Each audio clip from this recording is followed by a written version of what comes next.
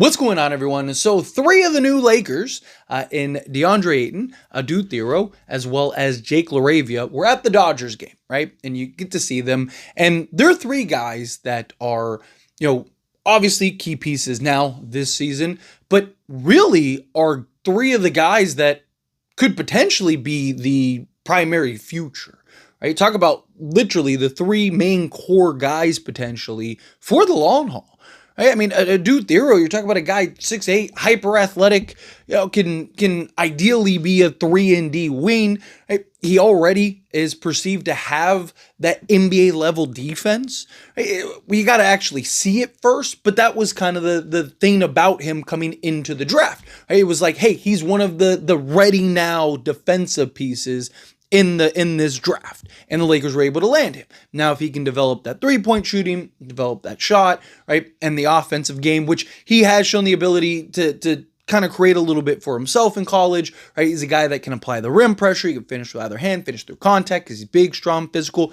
He has all the tools and attributes that you want, right? You add in Deandre Ayton, who, I mean, again, top 7 center in the NBA, which I think he moves easily in the top 5 playing alongside Luka Doncic. I think he's going to have a career season. Top of him having a career season, I think that Luka Ayton, two-man game is probably going to be the best two-man game in all of basketball. Again, we'll see, but I would be genuinely shocked, if it's not top 5 at worst. I might even go as far as say top 3 at worst, right?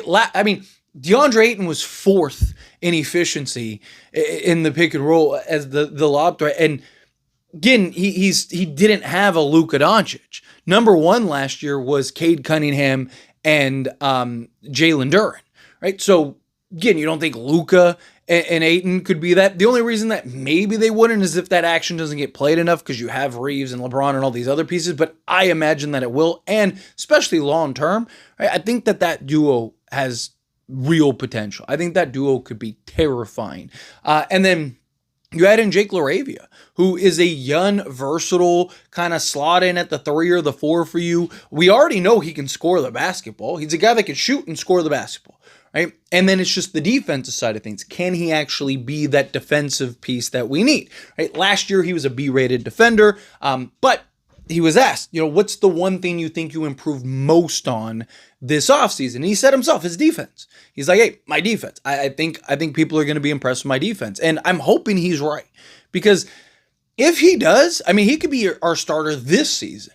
If he's giving you the shooting and the offensive side of things, but can actually be the defense stopper, I mean, we'll see how Jared Vanderbilt and him working this offseason, how much that improves him. Rui Hachimura started to show some signs defensively towards the end of last year, so can maybe some of that translate, right? So Lakers have options in that regard, but, I really do. I've talked very heavily about Deandre Ayton and Jake Laravia in particular. Adou Thiero, I've talked about just not as frequently because he's the biggest question mark, and especially right now as a rookie. Right? He's the one, he's a guy that I could see coming in and actually being in the rotation and getting quality minutes because he is that good defensively right out the gate. Or I could see him kind of being a guy that's just in spot minutes here and there, playing mostly in the G League. I don't know where that's going to go with him this season. I mean, he would have to really stand out in training camp for him to get and be a part of the rotation, especially when you kind of just look at this roster and the way that it is. Yes, obviously we need the 3-and-D, right? But how great is he going to shoot the 3 ball his rookie season? I mean, maybe. I mean, we've seen plenty of guys. I mean, we've seen guys that aren't even great 3-point shooters that the rookie season were 42%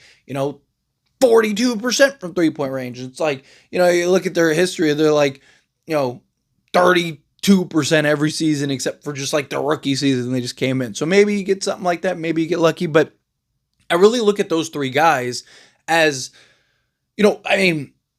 assuming the Lakers actually do keep Austin Reeves long-term and they actually look at him and Luka as their kind of 1 and 2 for now and the future, you need those 3 other guys, right? You need the 3 spot, you need the 4 spot, and you need that center position. And, seeing those 3 guys together and you've seen them not just together with the Dodger game, but you saw like at Luka's, signing of his extension and stuff. You've seen those guys really just starting to build that rapport, starting to build that chemistry, starting to build the relationship, which is something that, you want to see from your team. Right? Like, and then building that chemistry with Luka and stuff like that. I just think those are three guys, even if they're not, like Ayton probably would be the starter, but even if like Adou Thiero is just like a really good, solid, athletic, versatile wing off the bench, right? Even if Jake Laravia is kind of like the sixth man role for us off the bench, like these are three guys that I think have the potential to be our longtime starters. Because I mean, look, Jake Laravia and Adou Thiero are in their early 20s, right? One's 21, the other one's 23.